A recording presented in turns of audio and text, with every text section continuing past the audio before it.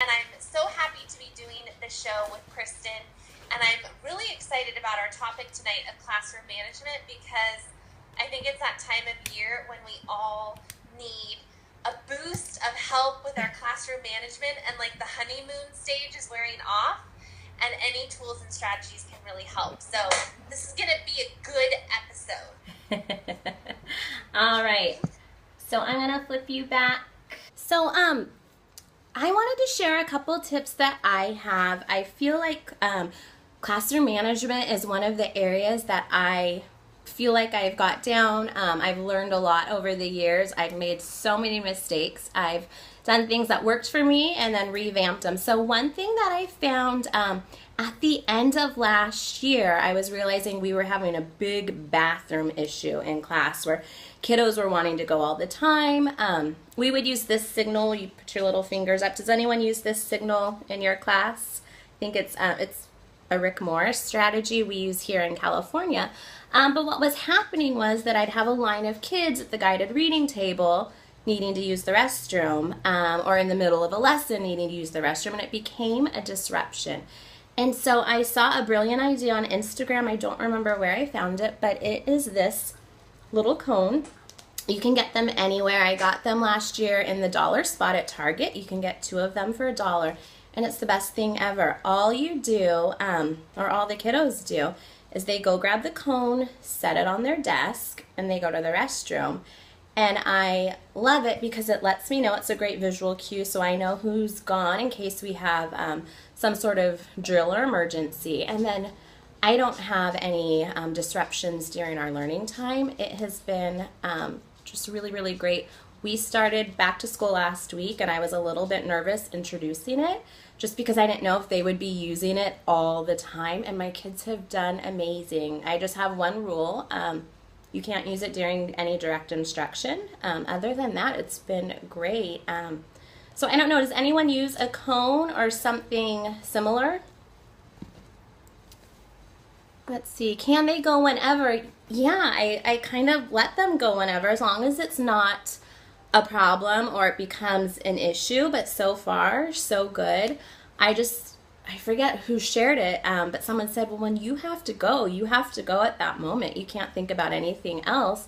And so if my kiddos have to use the restroom, they're not able to focus on learning. I don't give them a limit on how many times they can go until it becomes a problem or an issue. Then I will, but I feel like I'm a lot more lax on this rule, and it's been really, really great. So it's something I hope you can try.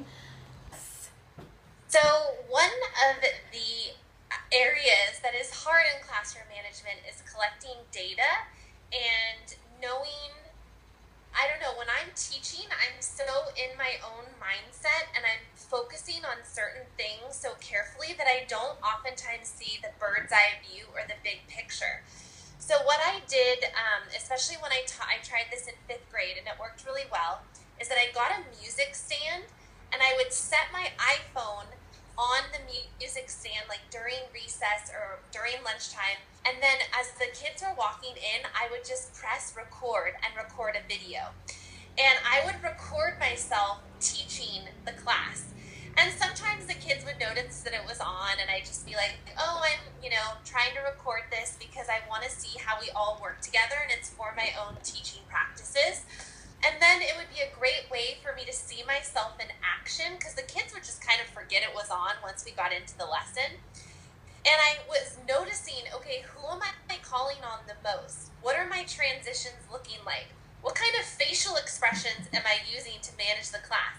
Now, if you're not into seeing yourself on video, if you have an iPhone, you could even just audio record the sounds of your classroom. That could give you some data on how you're managing your classroom. So I say that I've tried it and it worked. It gave me information on where I am struggling, things that I didn't notice, behavior issues, or students talking in the background that I didn't even hear. And it helped me mold and shape my classroom management plan, because you don't often get mentors or coaches or administrators to come in and observe you all the time. So you can play that role for yourself to help with your classroom management. I love that. Such a good idea. We used to do that in our beginning teacher program where we'd have to video ourselves, and that is so eye-opening. If you agree with what Sheila said or that's something you would love to use, go ahead, show her some hearts. Feel free to collaborate with other teachers who are in this scope right now and share some ideas amongst yourself down in the comments section. Another tip that I want to share with you is how I reward my students. My classroom management philosophy is to use a lot of positive reinforcement. That's what kiddos really need. And so I use rewards individually and in small groups, like their table groups, and as a class. And I want to share with you how I use it with table groups. So in my class, we have 5 tables, and I label them by the vowels. So there's table A, E, I, O, and U.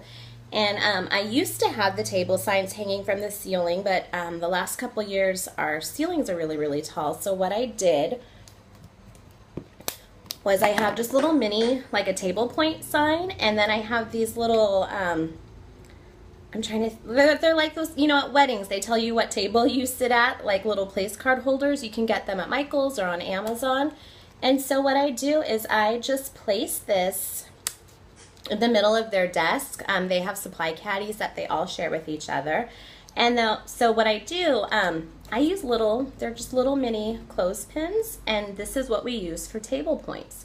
So instead of doing, I don't use Class Dojo, or instead of doing like tally marks on the board, they can't always see that. They need a good visual, and so this is a very physical way to show them, like, I like how you're working quietly, or I like how you're showing teamwork, and we just set their little points on there.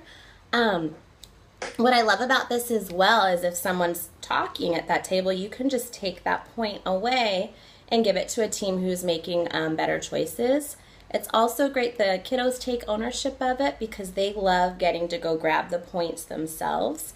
And then what we do at the end of the week, we do Fun Friday on Fridays. And each table, they're in charge of counting their points, and then we share it out at the end of the day. And then as a reward, our school, we can't reward kiddos with food. And so what I do is I have those really comfy chair cushions I just bought at IKEA for, I don't know, $3. And so they get to sit in those comfy chair cushions for the following week. And so that's a huge it's a huge motivation. It's a big incentive for them to work really hard, and it's very simple. The table also gets my class set of read alouds that I read the following week, so they get really excited about that for the following week. So they're just simple little rewards you can use to help motivate your students during the week to make sure that they're on task and doing what they need. So I'd love to know in the comments section, what do you do? Do you use table points, class whole group points, or individual points? I'd like to hear your next tip. I know you're full of amazing ideas. You too. Thanks. I am such a fan of the intrinsic motivation, and so I love that strategy that you shared, Kristen. Thanks. Some of my classroom management strategies that I use are timers, just because I love keeping the students going fast with transitions. So I just bought little timers from the dollar store. You can get them from like the Japanese store, and I have little strawberry ones that each table has. And there's one student at the table, and I did this for 5th grade, that was in charge of the timer.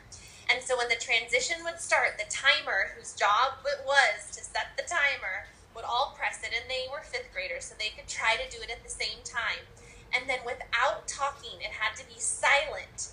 The students had to do their transition, and then they would earn a point or a table point if they were the table that had the fastest transition. I've also used smelly spots as an intrinsic motivation for the younger kiddos to stamp their hand, and then they get a smell like the Bonnie Bell lip smacker smell, and that really helps with classroom management to keep the students motivated. And then I called them sparkles for younger grades, or trading cards.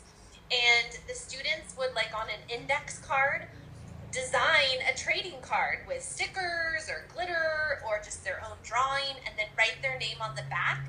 And so instead of buying rewards for classroom management, students could go to the sparkle or trading card bin and pick one out from their classmates, and they loved it, and they could collect them for the whole year and put it up on their wall or their refrigerator. And so that is my classroom management, kind of more behavior management, intrinsic motivations that I've used that have really worked. I love that. And do you want to share with us, you had another great tip that you share with us. Yeah. Yep. So one of the struggles that I've had in my teaching career is prioritizing. Do they make new ones from time to time? Yes. Whenever our supply is running low, I'll have the students, I'll put that on the homework board, or I'll have a shout out in the newsletter. We need more trading cards. We need more sparkles. Okay, so in my teaching career, I've struggled to prioritize. I would rather spend time decorating my classroom or doing other things that take me away sometimes from the more important infrastructure that I have to have as an educator. So I came up with a pyramid. Can you see that? I can see it. Can you guys all see it? It's going to be too small. You're not going to be able to read the writing. But I came up with a pyramid that lists from bottom most important to top least important where your priorities should be. And the bottom one, I have relationships with students, relationships with parents, and then one of my top priorities is classroom management, because that's really the foundation and the base of a classroom that's going to run smoothly throughout the year. So some of the items that I have on here that are my classroom management priorities are making sure your classroom is safe and in a confident learning environment for students. Communicate clear expectations for every procedure and routine, and then practice it over and over at the beginning of the year.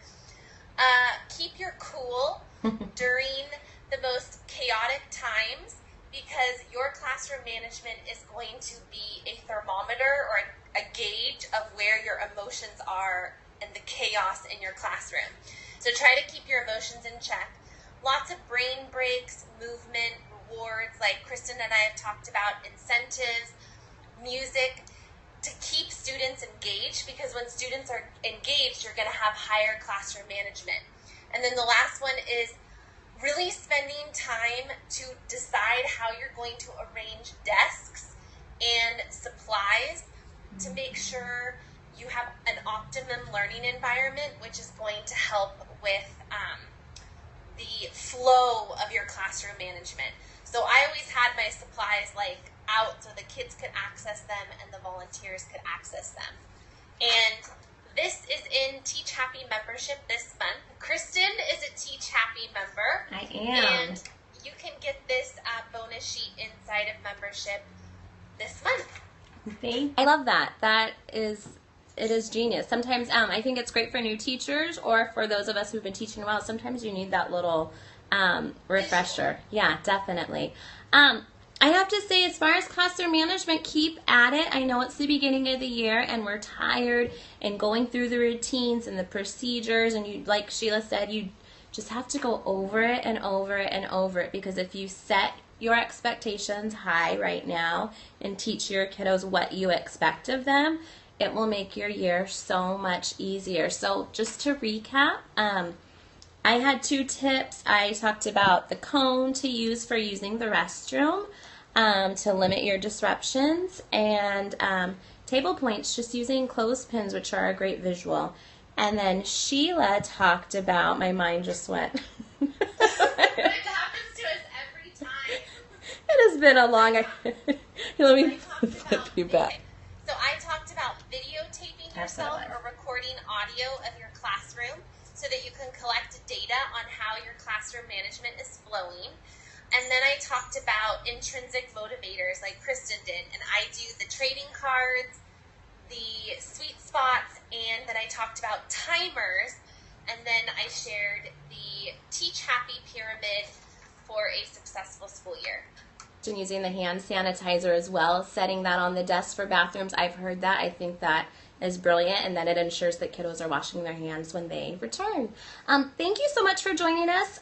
We typically meet every Thursday at 6 p.m., but with back to school, it's been kind of crazy. But we would love to know, what do you want us to talk about for our next Real Teacher Talk? we just believe in like being honest and talking about